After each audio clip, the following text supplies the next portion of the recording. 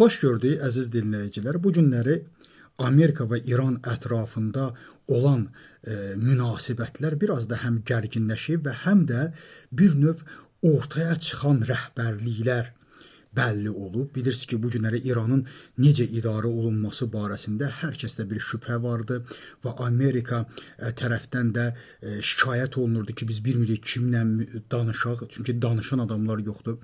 Və çox maraqlı məsələlərdən biri də Yerusəlim Postun yenə yazdığıdır ki, Qalibov uzaqlaşdırılır və istefaya göndərilir. Bu məlumatı onlar yayıblar.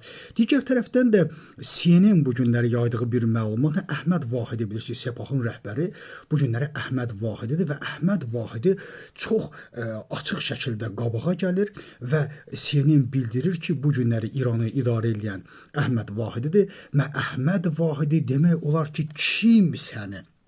kimsənin nə sözünə qulaq asır, nə də ki, kimsəni belə lor dildə desə hərləyir. Və birbaşa bu günləri İrana rəhbərliyi edən Əhməd Vahididir.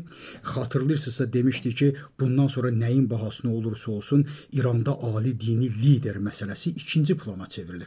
Bugün ali dini lider yoxdur. Əgər bundan sonra olsa da, kimsə daha ali dini liderə o ali vəzifəni verəndir. Ali dini lider Sepahın bir üqruşkasına çevriləcəkdir. Və bu günləri biz bunun şahidi olur və Amerikada, İsraildə, bütün dünya da bundan danışır. Bu günləri gözə gəlinən şəxslər, baxın kimlərdir, Əhməd Vahidi və bir də ali dini liderin müşaviri, hansı ki, mənim yerlim Rahim Səfəvi və ikinci bir məsələ isə təhlükəsizlik məsələləri üzrə rəhbər Məhəmməd Zülqədr.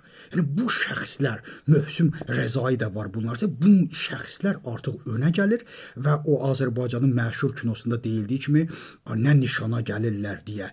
Bugün bütün dünyanın nişanına gəlirlər və İsrail artıq bildirir ki, əgər bundan sonra hər hansı bir məsələlər bitməzsə, biz bu insanların aradan götürülməsini həyata keçirdəcəyik. Amerika, CNN-in verdiyi məlumata görə Amerika tədbirlər tökür bu insanların aradan qaldırılması üçün. Mən düşünürəm ki, bugün elə bir İran içində təmizlik həyata keçirilib ki, artıq bugün kim azacıq rəhbərlik edirsə, o saat gözə girir və bugün saydığım insanlar barmaq sayı qədər sayılan insanlardır və bunlar düşünürəm ki, nəyin bahasına olursa olsun, əgər Amerika, İsrail bunları vurmayacaqsa, demək ki, bunlar Amerika ilə danışıqlara gedəcəklər.